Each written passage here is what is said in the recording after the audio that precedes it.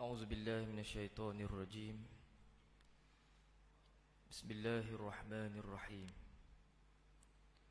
السلام عليكم ورحمة الله وبركاته. الحمد لله الذي هدانا لهذا وما كنا لنهتدي لولا أن هدانا الله. أشهد أن لا إله إلا الله وحده لا شريك له، وأشهد أن سيدنا محمدا عبده ورسوله. نصلي ونسلم على هذا النبي الكريم سيد المرسلين إمام المتقين وقضاء المجاهدين، وعلى آله وأصحابه ومن سار على نهجه واهتدى بهديه واستنى بسنته إلى يوم الحشر والدين. رب اشرح لي صدري ويسر لي أمري واحلل عقدة من لساني يفقهوا قولي، وسدد لساني واهدي قلبي بحق سيدنا محمد صلى الله عليه وسلم. اللهم استر عوراتي وآمن روعاتي، ربي يسر ولا تعسر، ربي اتمم بالخير. اللهم علمنا ما جهلنا وذكرنا ما نسينا وانفعنا بما علمتنا وزدنا علما. اللهم فقهنا في الدين وعلمنا التأويل واهدنا صراطك المستقيم يا أرحم الراحمين يا أكرم الأكرمين. اللهم آمين ثم أما بعد. قال الله تعالى بعد أعوذ بالله من الشيطان الرجيم: الحمد لله الذي أنزل على عبده الكتاب ولم يجعل له عوجا قيما لينذر بأسا شديدا من لدنه ويبشر المؤمنين الذين يعملون الصالحات أن لهم أجرا حسنا. Segala puji bagi Allah yang telah menurunkan kitab yakni Quran kepada hamba-Nya yakni Muhammad sallallahu alaihi wasallam, dan dia tidak menjadikannya pada Quran itu sebarang bengkokan, sebagai bimbingan yang lurus untuk memperingatkan akan siksa yang sangat pedih dari sisinya, dan memberikan khabar gembira kepada orang-orang mukmin yang mengerjakan amal soleh bahawa mereka akan mendapat balasan yang baik. Surah Al-Kahfi ayat 1 dan 2. Yang dihormati lagi dikasihi Tuan Imam, Tuan Bilal dan seluruh barisan ahli jawatankuasa Masjid Kampung Gong Tok Nasik, para pimpinan masyarakat, para asatizah, serta para pecinta ilmu muslimin dan muslimat, hadirin dan hadirat ibu ayah yang dirahmati lagi disayangi Allah Ta'ala sekalian. Dan selamanya kita merafakkan setinggi-tinggi rasa syukur kita, terima kasih kita kepada Allah di atas limpahan kurnia-Nya, taufik dan hidayah-Nya. Bahkan dengan izin Allah Ta'ala semata-matalah kita mampu menapakkan kaki-kaki kita sehingga sampai kita ke rumah Allah yang disebut dalam hadis Nabi sebaik-baik tempat itu masajiduha, masjid-masjidnya, rumah Allah. Allah Ta'ala memilih kita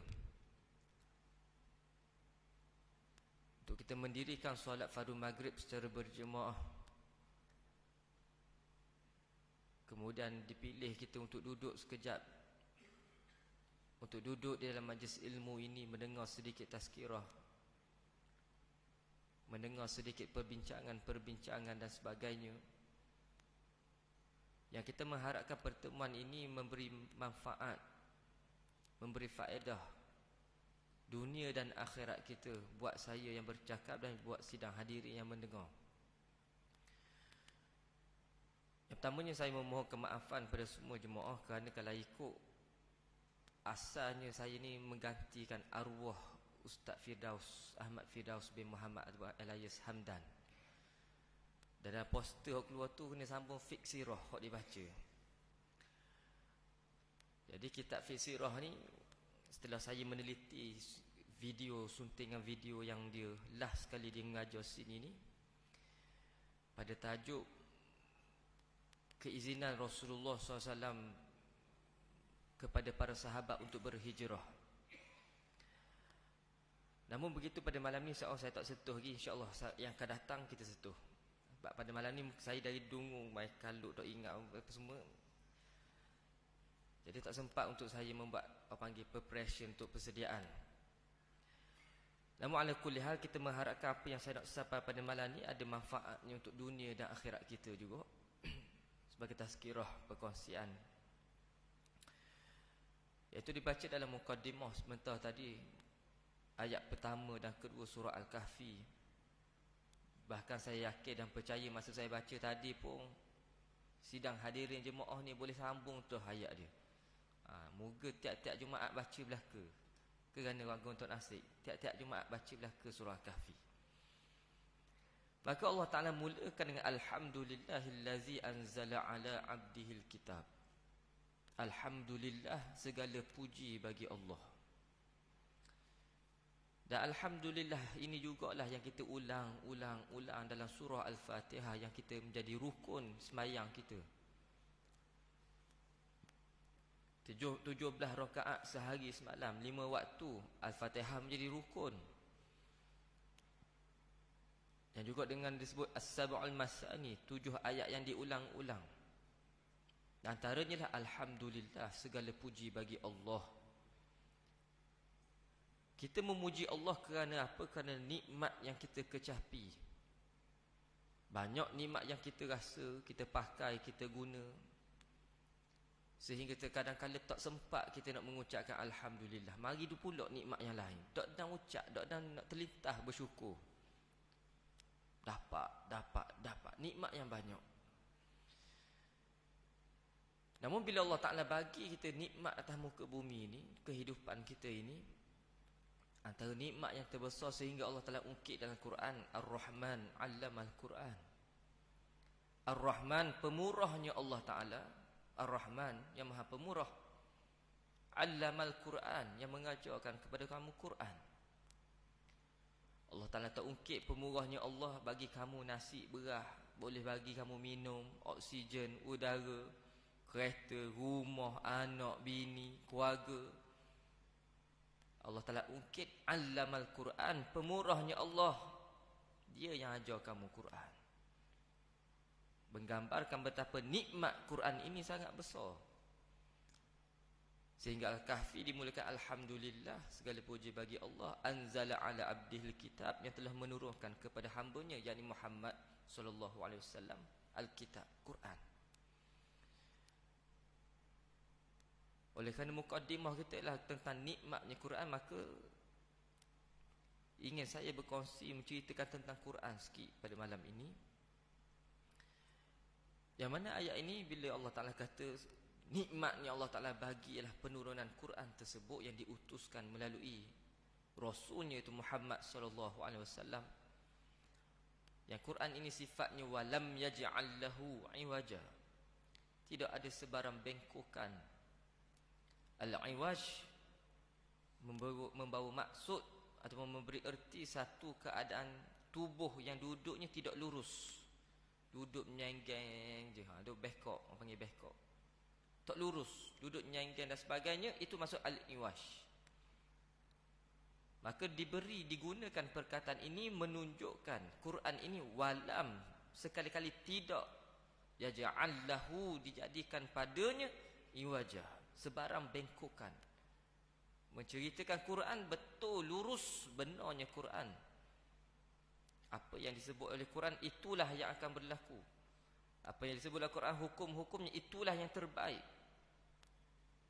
Apa sahaja yang terkandung dalam Quran, cerita-cerita sejarah-sejarah yang beribu tahun yang lampau, Fir'aun, Haman, Qarun, umat-umat terdahulu, nabi-nabi terdahulu, diktator-diktatornya, pemimpin-pemimpin yang zalim dan sebagainya, semua Quran cerita berlaku. Dan itulah yang berlaku. Maka disambung lagi ayat ini, qayyiman liyunzira ba'san syadida min ladunhu wa yubashshiral mu'minin allazina ya'maluna as-solihati anna lahum ajran hasana. sebagai bimbingan yang lurus, itu untuk memimpin manusia kita semua, khususnya orang yang beriman, untuk memperingatkan akan seksanya yang sangat pedih di sisi Allah, dan juga memberitahu kepada kita khabar gembira kepada orang-orang mukmin yang melaksanakan, yang melakukan amal soleh, bahawa sungguhnya mereka ni akan mendapat balasan yang baik bila akhirat esok-esok. Kerana kehidupan ini adalah ujian. Allah Ta'ala tak bagi lalu pahala, Allah Ta'ala bagi di akhirat. Allah Ta'ala tak bagi lalu dosa ataupun azab bila kita buat dosa, akhirat baru dapat. Kerana inilah ujian untuk kita yakin ataupun tidak apa yang disebut dalam Quran, yakin ataupun tidak apa yang disebut oleh disebut oleh Rasul sallallahu alaihi wasallam. Dan inilah keimanan kita, beriman dengan perkara yang gaib. Beriman dengan perkara yang gaib ialah itu bukti kita ni beriman. Seperti mana disebut dalam Quran, Alif Lam Mim, zalikal kitabu la raiba fihi hudal lil muttaqin. Alif Lam Mim, inilah Quran, inilah Alkitab, ini Quran yang tidak ada keraguan padanya. Hudal lil muttaqin, menjadi petunjuk bagi orang bertakwa. Maka orang bertakwa sifatnya yang pertama sekali Quran sebut allazina yu'minuna bil ghaib, iaitu orang yang beriman. Ini sifatnya yakin dengan perkara-perkara yang gaib, syurganya, nerakanya, dosa, pahala, malaikat, dan paling besar sekali Allah yang kita beriman.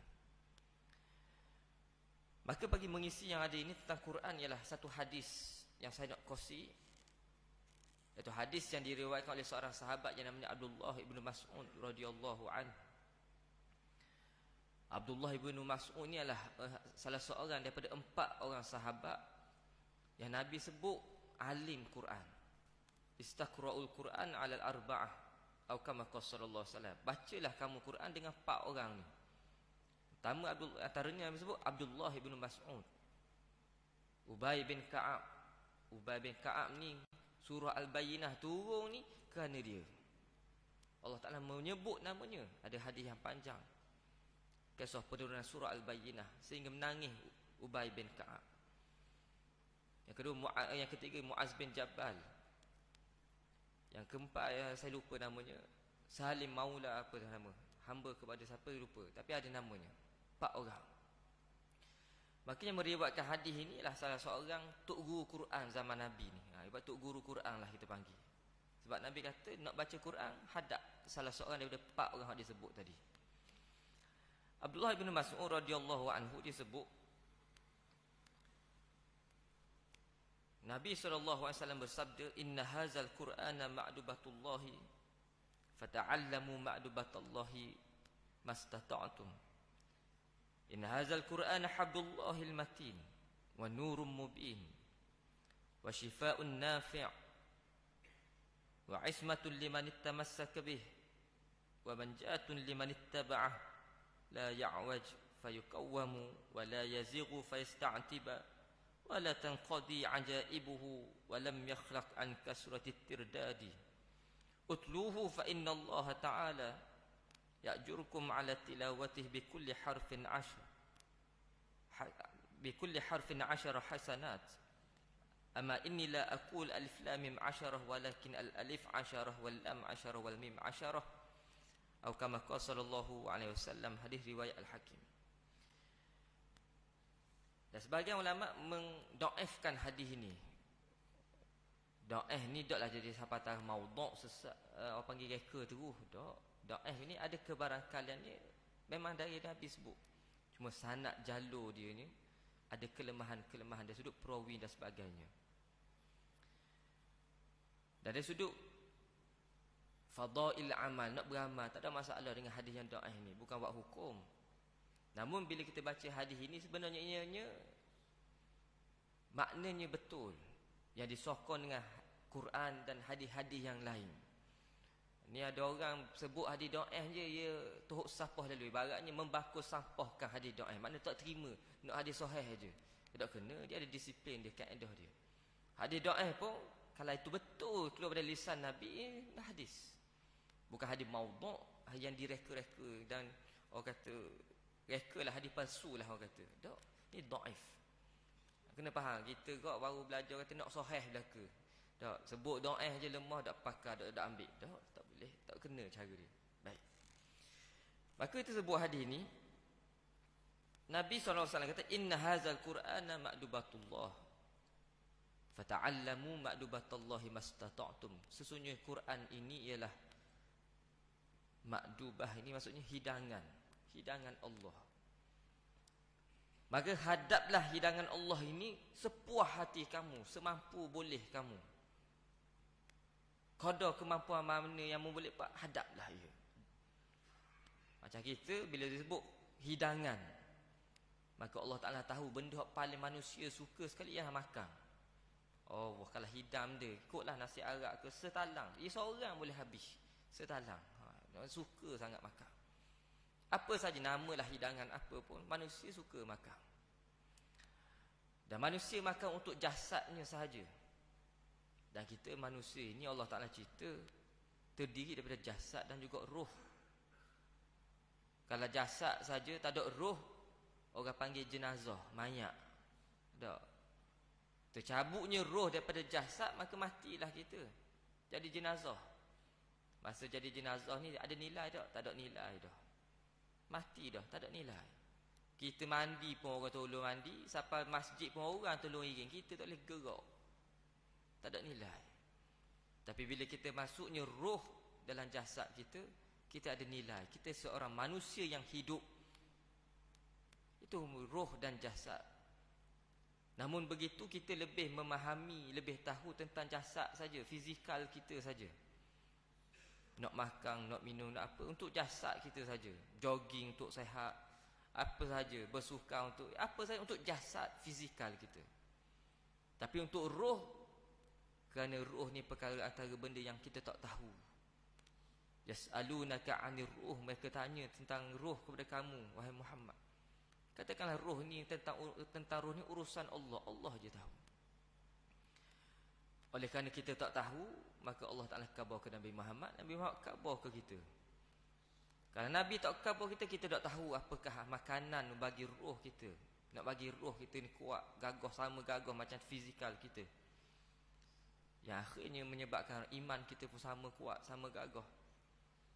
Kalau roh kita lemah, iman kita lemah, tak menerima makanan macam kita lah. Sehari dok makan nasi, lembek tubuh.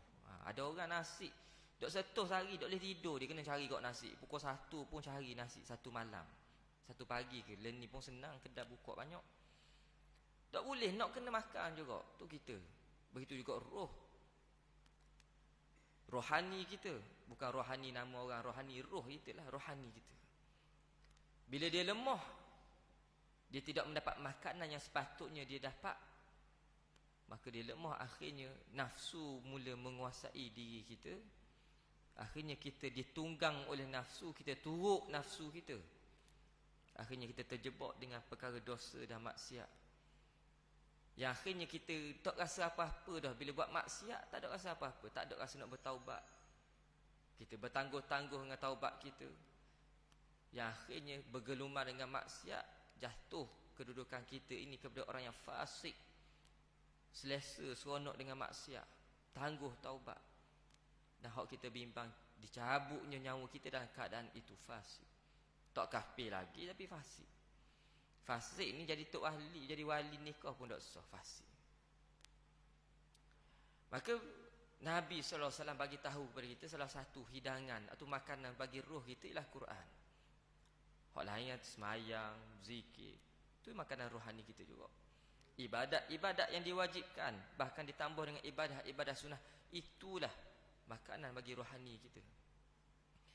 Dalam hadis ni dengan jelas Nabi sebut Quran, hidangan Allah yang Allah Ta'ala bagi. Seperti mana mu hadap nasi berah makan untuk mu kenyang jasad kamu, maka untuk roh kamu Quran ialah hidangan yang Allah Ta'ala bagi untuk kamu isinya. Dan hadaplah hidangan tersebut sepuas hati kamu. Ada seorang bertanya, kita ni nak baca Quran banyak mana sehari-hari nak kena baca, banyak mana Quran, berapa muka, berapa ayat. Maka seorang ulama tu dikatakan, orang ulama disebut, bacalah Quran sebanyak mana kebahagiaan yang munnak. Dia kata, sebanyak mana kebahagiaan yang munnak, sebanyak itulah membaca Quran. Maka hari ini orang mula mencari ketenangan dengan jalan-jalan, ada orang pergi travel, pergi healing apa. Ikutlah. Bila selesai healing, selesai apa semua tu, balik rumah serabut mari semula. Tak selesai masalah juga. Tapi Quran, yakinlah, bukan sekadar mukjizat, bahkan ianya memberi wahyu panduan kepada kita. Terkadang kalau kita tidak memahami pun apa yang kita baca, apa yang kita ucapkan daripada Quran, tetapi akhirnya oleh kerana ialah mukjizat yang sangat agung, maka dia boleh menjadi penawar bagi segala resah dan gelisah kita, tanpa kita sedar terkadang kala. Maka kemudian Nabi SAW sebut, inna hazal Quran hablullahil matin. Quran inilah tali Allah. Maka Quran sendiri menyebut dalam ayat Quran, wa'tasimu bihablillahi jami'a wa la tafarraqu. Berpegang teguhlah kamu dengan tali Allah, dan janganlah kamu berpecah belah, bercerai-berai. Hablullah, wa'tasimu bihablillah. Hablillah ni hab, tali. Ini merujuk, sebagian ulama tafsir kata tali Quran. Maka nak katanya, bila hadis ini orang kata hadis ini da'if, yang saya sebut tadi, bila Nabi SAW sebut inna hazal Quran hablullahil matin, Quran inilah tali Allah, disokong dengan Quran. Quran ni tinggi, sahih, dalil yang sahih, sekaligus membenarkan hadis ini. Itu maksudnya disokong dengan ayat Quran dan hadis-hadis yang lain. Kemudian Nabi SAW menyebut lagi, wa nurum mubin. Quran ni cahaya yang terang, yang jelas. Seperti mana yang saya sebut sebelum ini tentang perutusan Rasulullah SAW di atas muka bumi ini. Yang Nabi SAW sebelum diangkat menjadi Nabi, Nabi bermimpi dengan ru'yatus sadiqah, mimpi yang benar. Hadis yang diriwayatkan oleh Sayyidatina Aisyah radhiyallahu anha ummul mukminin, tanya bagaimana mimpi tersebut. Dikatakan mimpi tersebut kal falaki subhi, seperti siang hari mula, seperti malam yang gelap, fajar mula menyising, mari waktu subuh, mari pagi hari. Seolah-olahnya dunia ini gelap sebelum perutusan Rasulullah. Bila Nabi diutus menjadi Nabi, dunia menjadi cerah. Seolah Nabi adalah penyuluh, bawa lampu pecek, seolahnya itu. Dan Nabi suluh dengan apa? Dengan wahyu Quran. Maka Quran adalah nurum mubin, cahaya yang terang, yang jelas, yang benar, yang memandu, yang memimpin manusia.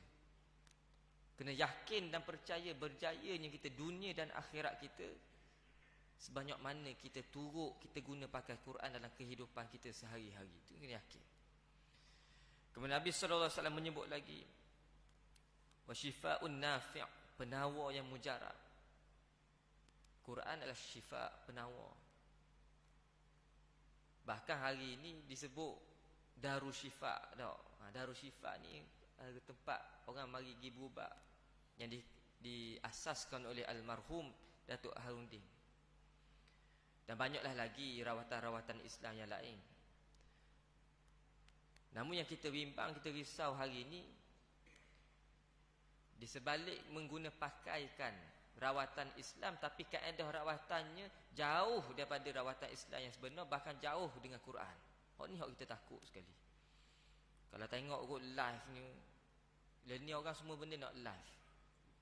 Kau pandailah kau TikTok ke, kau Facebook, berubah buat live. Kita tengok haru biru je berubah. Quran pun tak dengar mana, duduk cakap bobek-bobek, cakap ngajing lah dia kata. Dakwaan dia tu jing je lah, Quran dah lah. Quran tak keluar mulut. Hak dia berubat pula orang puan tak tutup aurat. Lagu mana mu tengok aurat orang, mu setuh, mu pegang. Tidak ada disiplin terus, kata kelaut terus lah. Tak patuh syariah. Tapi dia dakwa ni rawatan Islam ni paling bahaya sekali. Mendakwa dia menggunakan rawatan Islam yang patuh syariah, yang dibenarkan, tapi rupanya bila dia buat kita tengok jauh, ngaruk. Dan sebenarnya ini Quran syifa, benar-benar memberi penawar kepada kita. Bahkan dalam Quran banyak ayat-ayat penawar. Bahkan dalam Quran banyak doa-doa. Dan surah Al-Hashr ayat apa? Ayat 21 dah silap. Lau anzalna hadzal Qur'ana ala jabalin la ra'aitahu khashi'an mutasaddian min khasyatillah. Yang ada doa-doa rawatan orang berubat juga. Banyaklah, saya bukan nak cerita pasal berubat, tapi nak katanya kisah berubat antara dalil yang diambil lah bila seorang sahabat dia pergi bermusafir ke macam mana terlupa. Orang Arab Badui ni, kampung dia ni ada seorang kena sengat binatang bisa, berubat macam-macam dah tak sembuh. Lalu minta tolong seorang sahabat ni kata ditolonglah. Dia baca ayat Quran pada air, lalu diberi, disapu dan sebagainya, sembuh penyakit tu. Lalu orang hak sembuh ni bagi hadiah, beri kambing, tak silap. Lalu para sahabat yang lain pun tanya, awak baca benda boleh sembuh penyakit orang ni? Orang lain berubat tak jadi, tiba-tiba awak berubat sembuh. Ya, saya baca Al-Fatihah je kata, baca Fatihah. Beza orang ni baca Fatihah, orang tu sembuh tak sembuh ni Allah bagi sembuh. Quran ni asbab saja. Tapi hak tukang baca tu, bisa tak bisa atas hak tukang baca. Dia hak tukang baca tu, dia dengan Allah tu lagu mana? Tu maksud dia. Hak tukang baca tu dia yakin dengan ayat hak dibaca tu lagu mana. Sebab tu beza hak ni baca boleh sembuh, hak ni baca tak jadi, hak ni baca sekong gitu. Bahkan Sayyidina Umar ada kisah yang masyhur bila orang Mesir ni dulu dia ada kurafat dia nya kena buat korban tiap-tiap tahun. Kalau ada sungai ni kering. Maka kena cari seorang puang yang jadi korban, pergi makan ke sungai ni, barulah sungai ni tak kering. Bila khurafat ni cerita ni ketika itu Amr bin As menjadi governor, siapa cerita ni bagi tahu ke Sayyidina Umar. Sayyidina Umar tulis surat, bukan baca ayat Quran, tulis surat aja. Pergi ke sungai ni. Sungai ni pun dak molek ada je. Tak payah buat korban-korban. Nak katanya hubungan orang dengan Allah takwa di lagu mana sehingga makhluk seluruhnya, bahkan iblis syaitan pun gerun dengan orang kalau dia dengan Allah dekat. Apatah lagi dia bertakwa kepada Allah, tambah pula baca kalamullah Quran. Tak mustahil, benda tak mustahil, Allah boleh bagi. Maka bila sahabat tadi berubat baca Fatihah sembuh, hak menjadi isunya bila hak sembuh ni wi kambing, wi upah lah orang kata, wi upah. Maka para sahabat bincang, boleh tak ni baca Quran dapat upah? Bincang. Temu dengan Rasulullah kata ada masalah, boleh ambil upah. Maka itulah dalil orang berubat tak ada masalah untuk mengambil upah. Tapi orang ni orang siap tetap harga tu bahaya. Tetap harga. Tapi kalau dua-dua pihak reda tak ada masalah. Kepandamu lah mu reda. Tak. Macam jual beli lah, dua-dua pihak reda belaka. Dan ini juga menjadi dalil boleh bila kita mengajar Quran boleh ambil upah. Ni kata mentang-mentang kait dengan Quran kau, kita kata tunggang agama lalu orang mendapat mengajar Quran letak yurang kau free dah lah, ikhlas kata. Kalau dia atur anak dia tuition matematik, bahasa Melayu, belajar baca ngira, yurang tak ada masalah. 100 200 boleh bayar. Alik ke Quran, ikhlas dah lah ustaz. Ikhlas, buah ikhlas. Dah. Ini tak padan dengan nikmatnya bila anak tu boleh baca Quran, dengan boleh pandai Quran, boleh baca bacaan semayang, dia boleh semayang, dia tak nampak nilai itu. Dia buat lebih kurang saja. Jadi itu kata itu kalau kita melihat nilai agama hanya sekadar itu saja. Tak, lebih kurang ke tutup guru Quran, tak. Kita risau Allah Ta'ala akan memanyahkan kehidupan kita. Allah Ta'ala pun buat lebih kurang juga dengan kita kalau kita buat lebih kurang dengan Quran. Dan dengan Quran ini juga bila kita sebut tadi tentang hadis Nabi khairukum man ta'allamal Quran wa 'allamah. Sebaik-baik di kalangan kamu orang yang belajar Quran dan yang mengajar Quran. Nabi sebut khairukum man ta'allama. Hak pertama ta'allam, belajar. Hak kedua baru tok guru, wa'allamah, baru yang mengajar. Hak belajar Quran ini Nabi sebut pertama sekali. Maka mulianya orang hak belajar Quran. Belajar dan kadang tak tahu, sakok-sakok, pahala hak sakok-sakok tu pun dapat, pahala hak belajar pun dapat. Belajar Quran. Dan mungkin saya pernah sebut di sini, kerana saya lupa dah mana, tentang belajar Quran ini. Macam saya sebut tadi, bila kita hantar anak kita belajar dengan tok guru Quran, barangkali kita sibuk dok dah. Tapi paling-paling busuk bangor sekali pun, orang busuk bangor lah, paling komang pun kita ni, biar ada air tangan kita, anak kita kena alih bata ke dengan air tangan kita. Kes kena alih bata tu dah boleh baca muqaddam ke Quran, kes tu. Hak lebih sikit kita ajak Al-Fatihah. Biar air tangan kita hak dia dapat Al-Fatihah tu. Sebab Al-Fatihah ni hak dia sebut tadi lah, 17 rakaat sembahyang tiap-tiap hari Al-Fatihah wajib. Pas mati dia akan baca Al-Fatihah ni. Kalau bukan daripada kita, tak, daripada guru, dia dapat daripada tok guru Quran. Pahala tu dapat ke tok guru Quran lah. Dalam piti upah terwidah ke tok guru Quran, pahala dapat ke ustaz tok guru Quran kok. Dan bukan nak kata nak kita ni paling kurang ada usaha biar kita juga. Kata dah ustaz, saya Quran pun tak pandai baca. Dah baca sama-sama belajar. Tak, belajar. Ataupun kata anak besar belaka ustaz, cucu dah, tak apa, cucu biar ingat air tangan kita, cucu kita ni.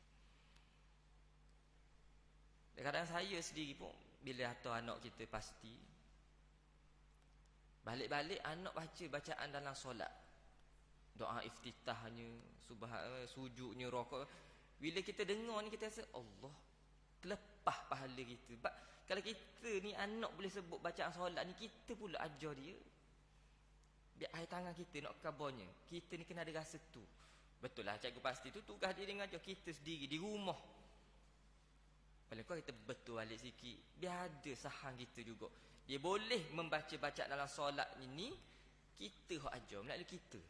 Biar ada. Hak ni orang kata, bila matinya seorang anak Adam, terputus segala amalan kecuali 3 perkara: sedekah jariah, ilmu yang bermanfaat. Hak ni kita ajar anak kita ni, ilmu ni. Tak nanti nak mari duduk mengajar depan sejil, tak. Anak kita sendiri depan mata kita, ataupun cucu kita depan mata kita, boleh ajar. Itu pahala yang tak putus-putus. Lagi mana dia semayang, selagi tu masuk pahala kita. Baik. Kemudian Nabi SAW sambung lagi, wa ismatun liman ittamassaka bih, menjadi pengawal, pelindung bagi orang yang berpegang dengannya, berpegang teguh. Hadis Nabi SAW yang lain, Nabi sebut, taraktu fikum amrain dan tadillu in tamassaktum bihima, kitaballahi wa sunnah Nabi SAW. Aku tinggalkan kepada kamu 2 perkara, yang mana 2 ni kalau mu pegang sungguh-sungguh mu takkan sesat lama-lamanya, iaitu kitab Allah, Quran, dan sunnah Nabi SAW. Kemudian Nabi SAW sebut lagi, wa manjatun liman ittaba'ah, penyelamat bagi orang-orang yang mengikutnya. Nabi sambung lagi, la ya'waju fayuqawwamu, siapa yang tersesat akan dipandunya. Wala yazihu fayasta'tib, siapa yang menyimpang akan dibetulkannya. Ni Quran. Kita tersesat, Quran akan pandu kita balik. Bila kita dah betul, Quran akan istiqamahkan kita dengan keadaan itu. Bila kita lemah, Quran akan menguatkan balik jiwa kita. Bila kita rasa down, rasa tak tenang, Quran memberi ketenangan pada kita. Ni Quran. Kemudian Nabi SAW sebut, wala tanqadi ajaibuhu, keajaibannya tiada henti. Mana ada semua keajaiban Quran. Ilmu-ilmu baru yang dikorek, yang dikaji, yang keluar dari Quran. Kemudian Nabi SAW sebut lagi, walam yakhlaq an kasrati tirdadi, keagungan dan kemanisan bacaannya tidak akan terjejas walau sekerat mana sekalipun diulang. Quran kita ulang banyak kali pun dok jemu. Bahkan beruntunglah orang Quran ni dia rasa manis bacaan Quran. Maksud manis lagu mana? Rasa dok senang duduk. Sehari kalau dok baca Quran ni dok senang duduk. Ni manis. Supaya kita lah rasa dok senang duduk kalau dok buka Facebook hari ni, dok buka WhatsApp tu kita. Media sosial hari ni dok buka media sosial rasa dok tenang. Pas mayang bagi salam buka Facebook, patutnya zikir kita pas bagi salam tengok telefon. Tak kata orang lain, kadang-kadang kita sendiri, saya sendiri pun gitu kadang kita ni. Tak rasa manis ibadat kita kerana telefon adalah handphone, apa panggil handphone lah, mengganggu fokus kita beribadah sebenarnya. Belang-belang bagi salam sepatutnya wirid, pegang telefon. Mula kata dah apa nak wirid sungguh ni, Berat masuk WhatsApp tengoklah kali sudah Tok Imam habis baca doa. Dok wirid sekarang kita. Agak-agak dapatlah pahala juga duduk intikaf dalam, tapi nak khabar itu. Media sosial ini kita rasa dok lengkap hidup kalau dok buka, dok tengok, dok apa sahajalah. Tapi kalau kita boleh waktu seperti Quran, seperti media sosial, itulah Quran dalam hidup kita. Masa manis itu orang yang sudah mengecapi kemanisan. Tak jemu baca Quran. Kita kalau dengar ulang lagu 40 kali lagu sama, nanoh linga tu serabu 40 kali dengar. Tapi Quran kita dengar berapa tahun kita dengar Quran? Tiap-tiap hari. Tak apa, ni keajaiban Quran. Dan mungkin saya lupa pernah sebut atau di sini, kita ni kalau boleh biar ada dalam 114 surah Quran tu, kita ambil lah, kalau kita nak ambil satu surah pendek ataupun potongan-potongan ayat bila kita baca, kita memahami terjemahannya, kita dengar tafsirannya, kita mentadaburnya, kita rasa kita boleh hafal dan baca dalam sembahyang malam kita. Kita nak sembahyang malam kan, ustaz sembahyang malam mulai pun jarang. Ikutlah tak sembahyang malam pun kita baca ayat tu, hok boleh kita nangis baca ibaratnya. Nabi SAW pun kita cerita sebelum ni dalam Qiyamulanya surah Al-Maidah ayat 118. Bila Nabi baca dalam sembahyang malamnya sampai pada surah Al-Maidah ayat 118, Allah Ta'ala sebut, in tu'azibhum fa innahum ibaduk wa in taghfir lahum innaka antal azizul hakim. Jika kamu mengazab mereka semua, sesungguhnya mereka ni hamba-Mu ya Allah. Jika kamu mengampuni mereka semua, sesungguhnya Mu-lah Maha Agung, Maha Perkasa, lagi Maha Bijaksana. Doa Quran ayat ini sebenarnya Allah Ta'ala ilhamkan turun kepada Nabi Isa. Nabi Isa bermunajat kepada Allah bagi pihak umatnya. Bukan Nabi Isa ajar Allah, Allah bagi ilham. Nabi Isa bermunajat kepada Allah bagi pihak umatnya. Ya Allah, kalau Mu ampun mereka ni bukan orang lain, hamba-Mu ya Allah, ampunlah mereka, ibarat tu. Nabi bila baca ayat ni, Nabi setuh, baca ulang balik, baca ulang balik, baca ulang balik, nangis Nabi dalam sembahyang. Maka kita muhasabah diri kita, pernah tak setara tu kita ada dalam, paling kurang paling busuk-busuk pun biar adalah kali dalam hidup kita rasa gitu. Menangis juga tengok Hindustan, tengok Korea menangis kita. Padahal Hindustan tak faham bahasa Hindustan, sebenarnya nangis. Korea pun tak faham, nangis kita. Tapi baguslah dia boleh menangis, nak kaburnya hati dia tu lembut. Ada orang kerah, hati kerah, nangis. Tengok cerita kelakar pun tak suka, tengok cerita sedih pun tak nangis, hati kerah orang panggil. Mana boleh menangis tu bagus dah. Tala tu biar kena baca Quran, dengar hadis-hadis Nabi, baca sirah para sahabat, sirah Nabi, biar menangis. Baik, sikit. Kemudian Nabi sebut utluhu fa innallaha ta'ala ya'jurkum ala tilawatihi bi kulli harfin 10 hasanat. Maka bacalah Quran. Sesungguhnya kerana Quran ini akan memberikan kamu ganjaran jika kamu membacanya dengan pahala 10 pahala untuk satu huruf. Kemudian Nabi kata, ama innila aqul alif lam mim 10. Aku tak kata alif lam mim 10 pahala satu huruf alif lam mim, tak. Al alif 10. Alif sehuruf 10 pahala. Al-lam 10, lam sehuruf 10 pahala. Wal mim 10, mim pun 10 pahala. Bermaksud alif lam ini tiap-tiap itu adalah satu huruf. Kalau bismillahirrahmanirrahim 19 huruf, 190 pahala dah situ. Kalau kita ambil kalkulator matematik kita kira gitu. Maknanya habis Fatihah tadi temayang tu berapa huruf dah habis dapat pahala ni. Maka nak katanya dengan cara pahala yang mudah untuk kita dapatlah antaranya lah baca Quran. Dan banyaklah yang kita sebut saya daripada hadis daripada awal sampai habis ni. Jika benar-benar kita boleh ambil salah satu point, ikutlah nak guna apa saja, apa paling kita ambil Quran untuk kita orang panggil baca ni nak dekat kita dengan Allah. Zikir ingat Allah Ta'ala juga, semayang ingat Allah Ta'ala belaka ibadat ni. Tapi kalau kita ambil, kita boleh rasa manisnya itu. Saya cakap ni untuk saya sendiri juga, biar ada benda tu Paling kurang kita mati jumpa Allah Ta'ala esok-esok kita ada, ya Allah, atas dunia dulu ada seramalan, tak banyak, ada seramalan. Aku baca kalamullah, Quran, ya Allah. Pendek saja aku hafal, tapi aku menangis, aku rasa gerun takut padamu, ya Allah. Aku rasa rindu pada syurgamu, ya Allah. Aku rasa paling kurang ada. Ini antara nyawa di kandung badang. Boleh menyawa lagi. Cuba ambil balik ni. Buka Quran, kita tiliklah mana-mana hak kita biasa dengar, kita baca. Tak? Ini sebagai orang panggil muhasabah untuk saya sendiri pada malam ini. Maka saya tutup dengan apa yang disebut oleh Nabi sallallahu alaihi wasallam, Iqra'ul Quran fa innahu ya'ti li ashabih yaumal qiyamah syafi'an li ashabih. Iqra'ul Quran fa innahu ya'ti yaumal qiyamati syafi'an li ashabih. Bacalah Quran, sesungguhnya ini akan datang bagi ashabih. Ashab boleh juga merujuk kepada penemannya. Maka orang kawan rapat, orang panggil rakan karib, bersahabat dengan Quran, maka Quran akan jadi syafaah baginya di hari kiamat esok-esok.